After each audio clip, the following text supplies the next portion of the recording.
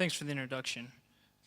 Again, my name is Dustin Sambach. I am a senior in the Theodore Roosevelt's Honors Leadership Program from Billings, Montana, majoring in exercise science. Today, it's my honor to introduce you to Dr. Hans Krabbendam, who is currently the Assistant Director of the Roosevelt Study Center in the Netherlands. With his vast knowledge, he co-edited America's Transatlantic Turn, Theodore Roosevelt and the Discovery of Europe. Within the introduction of that book, they highlight an interesting time in TR's life during the summer of 1916. Quoting the introduction, "The gift I appreciate most, which I received while in the White House, was from King Edward. It was a very beautiful miniature of John Hampden, sent me at the time of my inauguration. The worthy Kaiser sent me on the same occasion an enormous bronze bust of himself, weighing about a ton, which was brought to the White House on a 4-horse dray, and which caused me real anguish until I found an accommodating art gallery that was willing to store it away in a basement."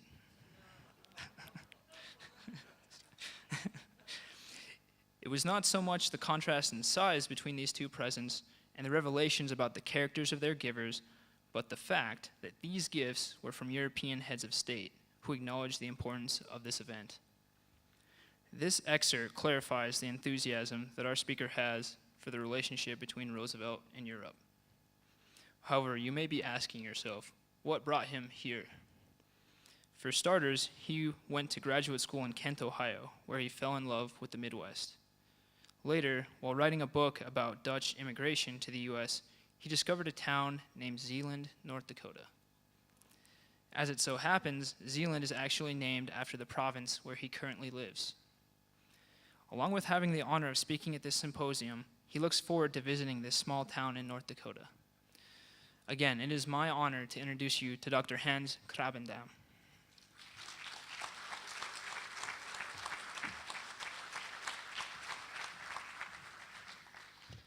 So now you all know why I'm really here. You're just an excuse for my field trip. I hope that my talk is as interesting as the introduction that Dustin gave of me. But before I begin, I'd just like to thank Clay and Sharon for inviting me over. It's a real treat to be here. And I brought a friend along, and we'll sing the praises of the Dakotas as Teddy Roosevelt did in the 1880s, because it's what they've seen so far is really exceptionally interesting and nice what's all happening here. So thank you so much for bringing us over. I also want to thank the Medora Foundation. Are there any members of the Medora Foundation here? No. Okay, well, they came to visit us in the spring, but apparently it was such a disappointment that they did not want to renew the acquaintanceship. But are there any members of the TRA here, the Theodore Roosevelt Association? Okay, well, you can vote. Not too many, but you can vote on a tour. There's a tour somewhere else and a tour to the Netherlands next year. So if you want to be part of that, and maybe we should have the decennium celebration of this conference in our town of Middelburg, then you're more than welcome. I am not a Roosevelt expert. So you can all leave the room now, as all the high school students did. But I work at a center. Let's see what. It's a 12th century abbey, and it's dedicated to the Roosevelt legacy. And if you look carefully to the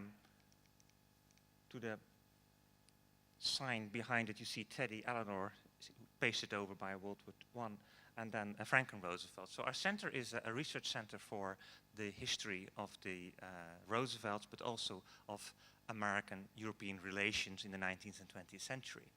So we have one FDR scholar, there's one Eleanor Roosevelt scholar, and it's my duty to promote Theodore Roosevelt. So that's why I'm doing it here. I feel a bit related in a way, because we also live in a part of the country that's really remote from everything else, like here in Dakota. We're 2 hours from Amsterdam, 1 hour from Antwerp, and 4 hours from Paris. It makes you really marginalized in Europe. But I also feel a bit intimidated, because in the past day I've encountered so many people, and well, a little talk by Clay here on the podium shows that you're all walking Roosevelt encyclopedias. And that's not something I can offer you, no unknown facts, but you'll hear what I invented in order to keep you here in this audience. And that's my geography. Geography is very important, we noticed when we're here. You see the little marker, that's in order to find the Netherlands in all of Europe, otherwise it's easy to miss. A detailed one gives you a section of Middelburg, it's here, and the Delta area, very close to Belgium. Because in Belgium, our story is going to begin. I live around the corner of Belgium's Westhoek, the strip of land on the far western flank of the string of trenches that cut through Europe a century ago. Oh yeah, I forgot one other preliminary remark, is I have to apologize for my immigrant accent, but that's because the previous paper talked about all those immigrants coming from Europe, so in order to give you a taste of what it could have sounded like, I will really thicken it so that you have the...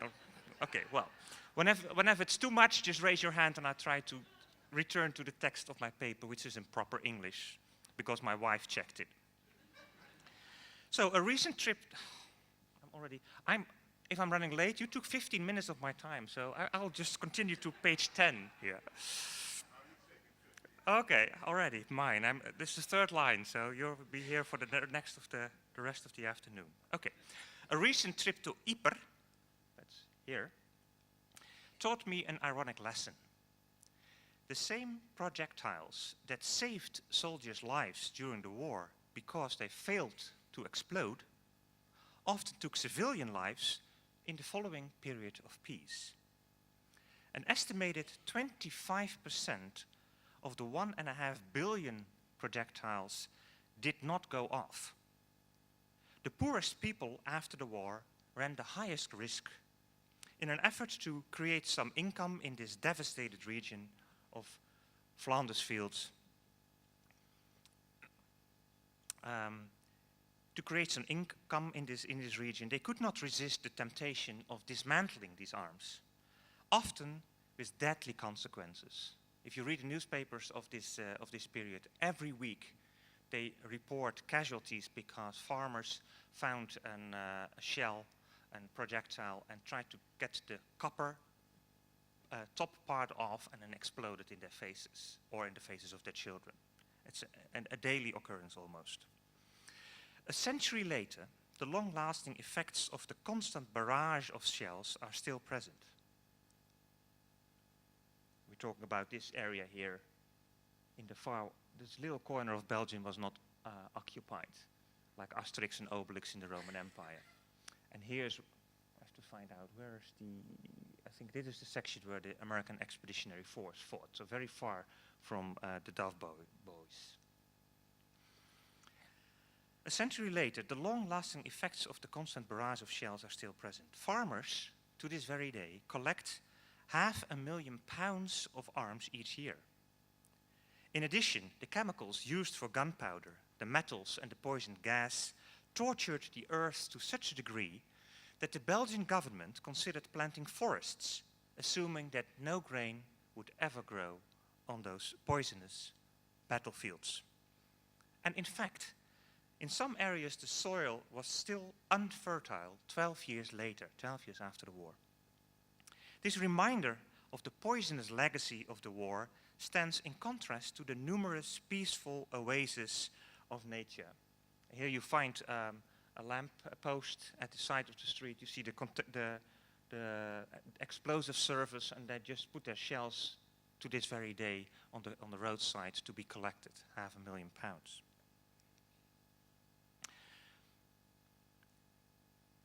The reminder of this poisonous legacy of the war stands in contrast to the numerous peaceful oases of nature found in the battlefield parks and the graveyards. How many of you have been to Flanders fields and saw it for yourself? One. Is it true? What I think? Good, thank you. We had a conversation before this session, of course. So after the armistice, the war did not stop. And recent scholarship draws growing attention to the agonizing suffering among veterans, the heavy burden of loss for families and communities, and most recently also to the ugly scars in nature.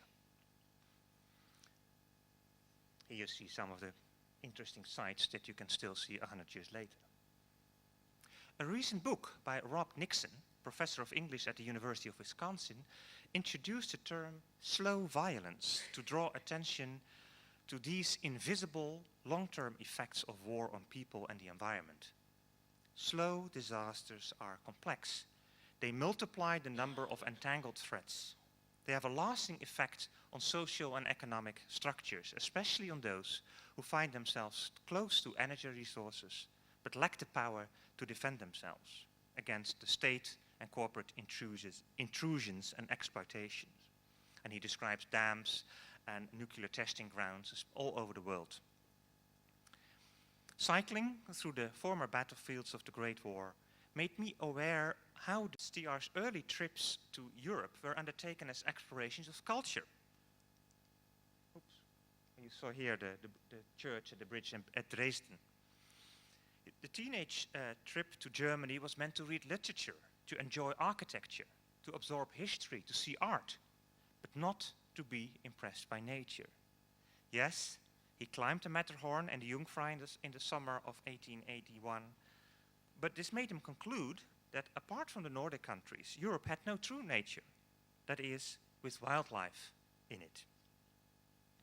As president, Theodore Roosevelt could realize many of his ideas, beginning with military preparedness and ending with conservationism. Building a strong nation was his overall goal, and domestic arrangements were as important as positioning the United States on the international stage by arranging a fleet and seizing a canal. But only at the end of his second term did TR make conservation a priority by creating those 37 new national forests that secured 230 million acres of wildlife. The lands were secured by executive order. Another example of a quick move. The result was impressive, but the process was abortive. When TR left office, he felt satisfied that he had done his part, but it did not cause a radical mentality change. He had secured the help of 45 governors and territorial leaders, you see them here assembled here, and 320 other authorities in science and society. The National Conservation Commission had to secure this legacy, but Roosevelt's strained relationship with his successors stalled further expansion of this program. And then the war starts, and in one of his first articles about the Great War, he identified international justice as his final goal. But soon, his war became a public relations war, and I'm looking very much forward to the actual reenactment of this part of history tonight. His main adversary was, of course, Wilson, and his moral scheme left no inch of gray. All colors were black and white. That's why he pressured for quick involvement of American troops. The result of this strident campaign as a private citizen was that he lost the sense of nuance. He felt free from political restraint and lambasted the administration with no compromise criticism. He saw the war as a natural disaster, a great black tornado, and his friends used similar terms, but it showed this inevitableness. It's a natural disaster that descends upon you, not to turn the tide. As he grew more and more vocal and less restrained, he fell back on the moral absolutes he had inherited from his father. And the result was that he became politically isolated and alienated from other critics to the left. His ridiculing of all pacifists and believers in international negotiations, and we've heard about it earlier this morning, as traitors, cut him off from his former circle of progressive allies, which confirmed his loneliness. His failure to get permission to enter the battlefields put the pressure on his 4 sons. This quadruple stake in the war in the summer of 1917 removed all the remaining nuances and made everything suspect that doubted the present strategy. And of course, parental concern for the safety of children dwarfed all other worries. One can hardly expect TR to entertain an abstract idea such as slow violence in these circumstances. However, one might ask whether alternative interpretations of the present situation could have reached him at all. In the midst of all kinds of journalistic impressions of life in the Great War, a handful, oh yeah, this is a advertisement for the fight tonight. And this is a wonderful print. Is the biographer of Alice Longworth still in the hall? Yeah. I found in her book that she bought, and they bought a print of a Dutch cartoonist, Louis Ramaker, who shows Wilson preventing Europe to harm Germany, that's trying to kill the victims of the Great War, liberty, justice, and humanity, to show, I think it's a very clear example, at least Alice thought this was a perfect example of the feelings of TR about Wilson and about what was at stake in the Great War. You've seen this picture before. Actually, I want to go to this picture. In the midst of all kinds of journalistic impressions of life in the Great War, a handful of nurses published sobering stories. They told vivid tales of the meaninglessness of saving soldiers' lives in field hospitals so that the soldiers could live mutilated forever, or die in the next assault, or even be court-martialed for lack of courage. Most of these critical reflections were suppressed, but some filtered into the American mainstream, especially before the declaration of war. They showed discouragement without promising prospects. Nurses like Ellen, who wrote this book, The Backwash of War. Did anyone read it by any chance? It's a wonderful counter-image to the heroic. Were in the position, those nurses, to identify the ironies of war, the double standards and the long-time costs. TR daughter-in-law Eleanor Butler and Ethel Derby, who served in the YMCA quarters in Paris, were close enough to see the lightless eyes of the soldiers after combat. So there was some possibility that those stories had reached Theodore Roosevelt. But at this time of his life, we should not forget that the light in TR's eyes dimmed gradually in 1918, and that he was a very ill man. Also, his literary taste removed him from slow, violent works. He loved, and I quote him, he loved hunting books and books of exploration and adventure, and novels where something happens. It's interesting, novels, that's not love stories, that's nothing, that doesn't happen. And most of these books that he read confirmed his views. In the last book he read in his life, it was a thorough academic work about the pheasant. What is his library? Here's the pheasant. Written by William Beebe. Beebe was a naturalist from Brooklyn, you see him in the right corner, who worked as a curator of birds at the New York Zoological Society and ran a tropical research center in British Guiana. He had become a dear friend to the Roosevelts. He had just returned from the war in Europe, where he had risked his own life as a photographer of enemy lines, fought in the trenches, and witnessed a raid. Fearless Beebe was a real TR hero, a scientific explorer who could reach a wide audience. And in a review of Beebe's collection of essays, TR appreciated the author's contrast of the carnage of the battlefields with the peaceful jungle. Though, ironically, Beebe's observation post in Guyana fell victim to an expansion of a rubber plantation to increase the war production. A wonderful combination of quick violence and the effects of slow violence. If anyone could have set TR's thoughts about war and nature on a different track, it was Will Beebe. This return to his childhood fascination with birds might have triggered some deeper reflection on long trends had not his body given up on January 6, 1919.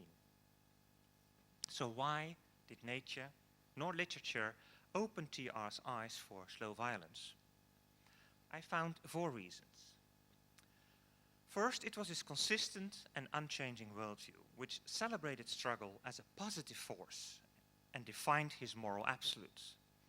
Nature to TR meant animals in their natural habitat, protected from aggressive exploitation by humans, but in service of industrial civilization. Secondly, TR's concerns for nature were expressed in a time of abundance. This optimism dimmed the urgency to go beyond the prevention of extinction. TR's masterful orchestration of an unprecedented number of national parks heralded a major victory, and he believed that he had reached a permanent solution which removed this issue from his agenda. Thirdly, in TR's worldview, nature and war were complementary pillars, building a strong nation and no competing opposites. War offered a chance for heroism and meant a personal obligation to the nation. Moreover, he saw no tension between war and nature in general because of his great emphasis on the sea and the navy, and in respect to the war in Europe, because there was very little nature to lose in Europe. So this left the door wide open for his impulses for quick violence. And finally, TR's personality prized activism, favored quick solutions, and allowed only scarce pauses for reflection on the effects of slow violence. His deep engagement cut him off from critics and even from the type of literature that could have had a warning effect. The circumstances of the war and the slow movement to intervention stirred his impatience and prevented any alternative reading of the issue. This intensity only increased with the immediate physical danger of his offspring. He simply could not afford to doubt his perspective at this time. His death, months before the signing of the peace agreement, came too soon for a reflective phase. This conclusion does not intend to blame TR for not seeing the consequences of his position. Actually, very few people did. This analysis serves to show how even devoted lovers of nature failed to see the slow threats of a long war. I hope that these daring questions help us to identify our own blind spots, or at least to create an openness to long-term effects even when current pressures take priority.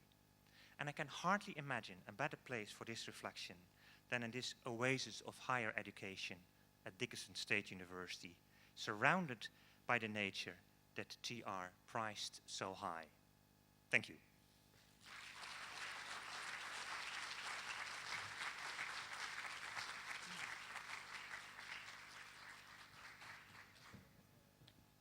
Thank you very much. We have time for a couple of questions. Questions for our presenter? Okay, fire ahead. It's the Great War after all. There's Go one ahead. over here. Go ahead.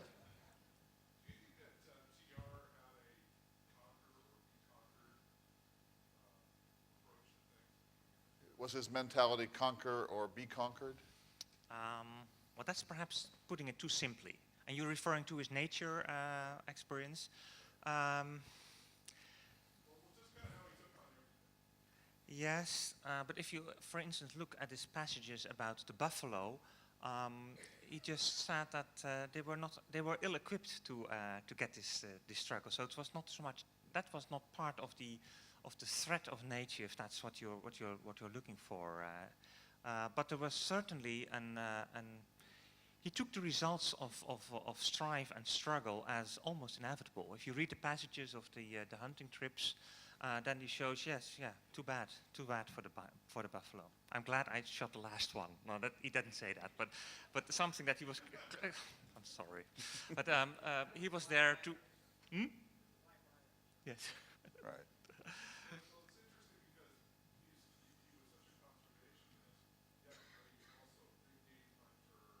Yeah, but of course disciplined. I mean, he hated those. He has a passage when all the trains come in with those white elites that go just puffing around. He hated that. He said controlled shooting was okay. And later in his life, he also defended when there was an overpopulation of elk somewhere that controlled. That was not his problem. But he also had it in mind that it should be functional for the continuation of civilization, which was here. Other questions? Yes, go ahead. But it shows his love for birds and his concern when they were extinct, yes. Yeah.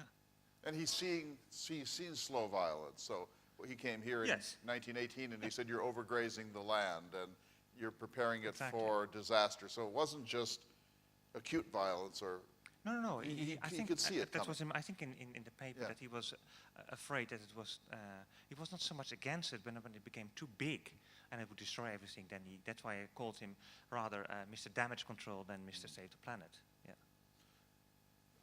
We have time for just one or two more. We're going to wait for you. Let me ask you about war, Sure. because maybe Woodrow Wilson was right, because Wilson said to TR, it's not just that you're out of shape and old, but war has changed, and you don't understand what war looks like now.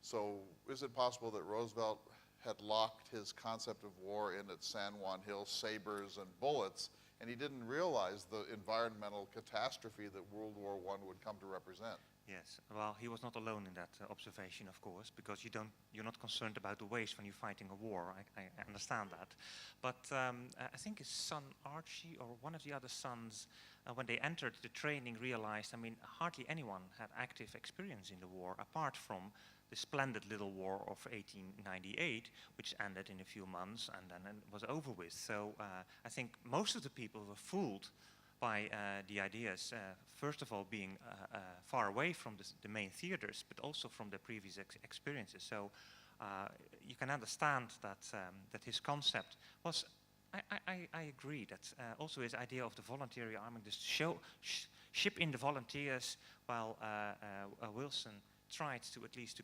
give them some training before they went, was part of that.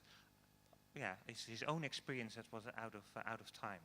Outdated, I would say. How soon did the people of the Low Countries in France come to understand that there would be a long-term environmental impact from the war? Well, in that area in Belgium, very quickly. I quoted the Belgian government said, "We'll give up the land. I mean, it will be wasteland for the remainder of its time." When they started to pick up and try to find, first of all, if you've seen those horrible images, there was nothing there left. So try to find your own farm. There was nothing to find there except shells and poisons and explosives. So they quickly saw, but they also thought that people would migrate out. It's amazing, and probably true here for Dakota. You all stayed here even before the boom started. The attachment of people to their land of origin, where they had invested so much, was so deep and so costly that they all returned to their places. But is there a legacy of Now, soil poisoning now? that's a good question. I will ask it when I'm back, because I don't really know. Environmentalism is, of course, in a densely populated area, as where we live in.